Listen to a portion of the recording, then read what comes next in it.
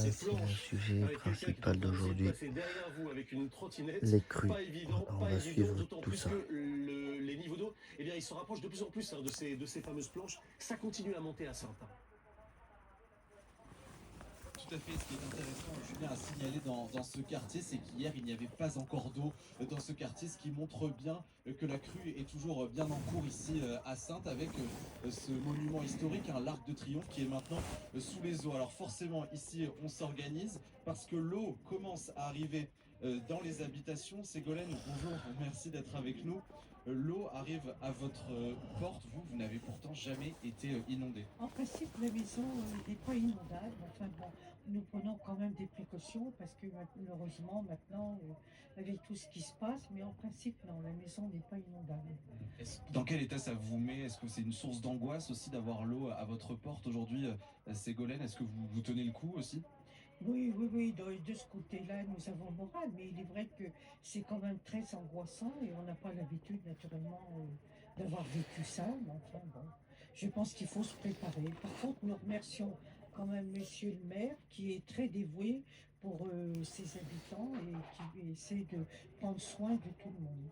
Ségolène, on pourrait atteindre une crue historique, voire similaire à celle de 1982. Est-ce que vous vous étiez préparé, vous, ici à Saintes, à avoir autant d'eau? Ben écoutez, en 82, déjà, bon, ben moi j'étais à Paris, puisque je suis restée 57 ans à Paris. Et ben, je me rappelle être venue le week-end. Bon, c'est sûr qu'on n'était pas préparés, mais par contre, nous habitions de l'autre côté, vers la Banque de France, où là, c'était pas du tout inondable.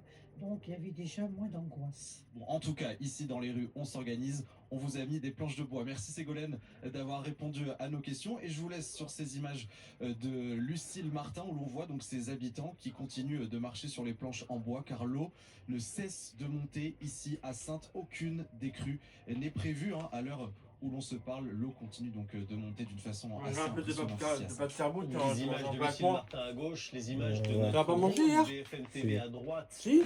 qui survole en ce moment le Maine-et-Loire. Et c'est particulièrement impressionnant ce qu'on est en train de découvrir en ce moment. D'abord, marquer un mot sur la Charente-Maritime, parce que Arthur nous disait il y a quelques instants que ça n'était pas terminé. Est-ce que vous confirmez?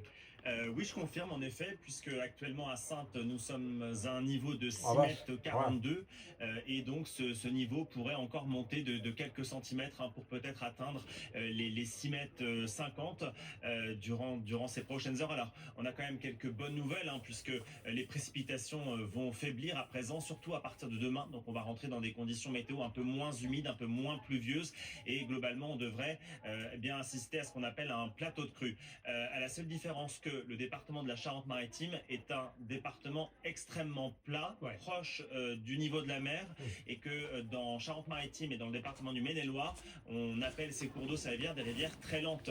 Ce qui veut dire que lorsqu'on atteint un plateau de crue, la décrue est extrêmement lente et elle peut prendre parfois plusieurs jours, voire plusieurs semaines. C'est un département qui, dans le passé, la Charente-Maritime a été parfois placée en vigilance rouge pendant de très nombreux jours, y compris quand les pluies s'étaient arrêtées. Donc, même si nous atteignons durant ces prochaines heures ce qu'on appelle un plateau de crue, un niveau maximal, eh bien, ce qui est certain, c'est que la décrue, elle, sera très lente et que le retour à la normale, lui aussi, prendra beaucoup de temps. Oui, l'épisode est loin d'être terminé, a dit il y a quelques instants le ministre délégué à la transition écologique, Mathieu Lefèvre, d'une ampleur exceptionnelle. Alors vous parliez de Saintes, c'est vrai qu'on a l'habitude des inondations à Saintes, mais sans doute pas de cette ampleur-là. Ce qui est très frappant dans le témoignage qu'on a entendu, Gaël Musquet, c'est que cette dame, elle dit « Moi, ma maison, elle n'est pas en zone inondable. » Et pourtant, le risque d'inondation est très important. Aujourd'hui, les inondations sont d'un niveau tel qu'elles dépassent ces fameuses zones inondables dont on sait qu'elles sont déjà très importantes en France. Oui, complètement. On a là en plus sur le recul sur Saintes, je regardais les arrêtés de catastrophes naturelles pour cette ville depuis 43 ans. Donc 82, c'était décembre 82, la crue dont on parle, novembre-décembre 82. On a pratiquement autant d'arrêtés de catastrophes naturelles pour des inondations que pour des sécheresses. Donc on est dans un territoire qui vit vraiment sur les deux extrêmes, mais ce n'est pas parce que votre maison n'est pas inondable que votre cave ne l'est pas. C'est-à-dire que vous pouvez avoir des remontées de nappes, par capillarité, ça peut remonter sous la maison, et puis ça vous empêche de sortir de chez vous. Vous pouvez avoir des sous-stations électriques qui sont elles-mêmes inondées et qui vous empêchent d'être alimenté en électricité. Donc, même quand on n'est a priori pas touché, directement impacté par cette eau, on l'est aussi indirectement parce que ça atteint votre confort, votre capacité à vous déplacer, à vous approvisionner en eau potable, puisque là les sources, les captages se peuvent être aussi perturbés. Et c'est tout ça, évidemment, malheureusement, que les collectivités ont à gérer aujourd'hui. Et on remercie aussi la solidarité, hein. On ne parle pas beaucoup, mais c'est ce qui permet à ces personnes de tenir aussi dans des temps aussi longs, ces crises qui sont très lentes. La solidarité très présente en Charente-Maritime, mais aussi dans les autres départements touchés, notamment la Gironde, où on va aller maintenant pour retrouver Igor Saïri qui est à Langon. Alors Igor, vous étiez un peu plus tôt à Bordeaux, où les niveaux ont baissé, mais en remontant en amont des cours d'eau, et donc à Langon, vous nous dites, bah, nous ici à Langon, en revanche, là, ça continue à monter. Oui, c'est assez compliqué. Regardez l'image de cette rue, hein, qui est toujours très inondée. La Garonne se situe à 1 kilomètre. Et le problème, c'est qu'il y a un cours d'eau ici qui ramène toujours cette eau. Et le problème, c'est qu'on est théoriquement censé être en situation de décrue, sauf qu'en réalité, eh bien, cette eau continue de remonter. Benjamin Danan va vous montrer, regardez le niveau des murs, hein, ça a baissé de moins 1 mètre. Sauf qu'il y en a toujours beaucoup. Et là, je suis avec Francis, que j'ai croisé un peu par hasard en réalité, qui est repassé chez lui. Il y a une planche d'ailleurs, hein, pour empêcher l'eau de rentrer avec son épouse. Et il venait récupérer quelques affaires, Francis. C'est bien ça, parce que vous craignez que de l'eau rentre encore chez vous, c'est ça? C'est qu'on ne peut rien faire. C'est tout est perdu là. Tout est inondé, on peut même pas aller il y a qu'au garage. Je suis allé récupérer les affaires qui étaient encore bonnes, quoi. Les congélateurs, tout.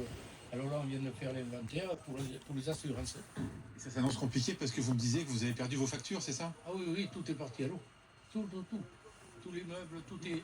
Montrez-moi chez vous là, parce que tout à l'heure vous me disiez qu'il y avait de l'eau qui continuait de rentrer. Oui. Allez-y, montrez-moi. Bien, Claudine. Donc là, vous avez mis la planche, mais vous pensez que ça va servir un petit peu? Oui, mais bon, c'était la mairie qui avait fait ça. Et moi, j'avais fait de même de l'autre côté, mais pas assez haut. Il y avait 90 cm. Il y avait 90 cm d'eau chez vous? Oui.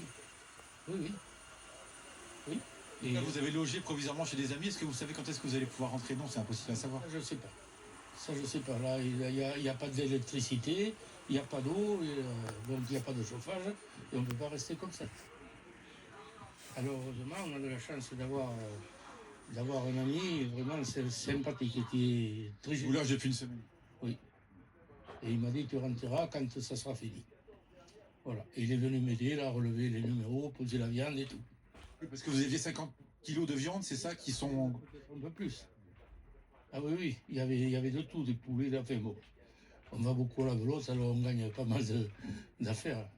Et là, vos voisins, c'est la même situation, j'imagine, derrière vous. Hein. Ah oui, mais ils en ont encore eu plus que moi. Le voisin Dédé, là, il en a eu davantage. Et là, les gars à côté, ils viennent d'acheter la maison, alors ils sont surpris. Merci beaucoup, Francis, pour ce témoignage. Et je vous souhaite surtout beaucoup de courage pour la suite. Vous le voyez, Julien, la situation n'est pas du tout terminée, pas du tout maîtrisée encore, particulièrement dans cette rue de cette commune. Oui, vous nous montrez, Igor, à la fois la solidarité et puis le traumatisme et l'épuisement des sinistrés. Ça fait déjà une semaine que ça dure et ils ont peur de voir que les choses reprennent à nouveau et que les niveaux d'eau redépassent à nouveau cette protection bien dérisoire que vous nous avez montrée et qui n'a pas suffi. Et là, c'est vrai, Marc, que c'est très difficile de prévoir parce qu'on voit notamment en Gironde que ça monte, ça redescend et ça revient. Et ça, évidemment, pour le moral, c'est ce qui est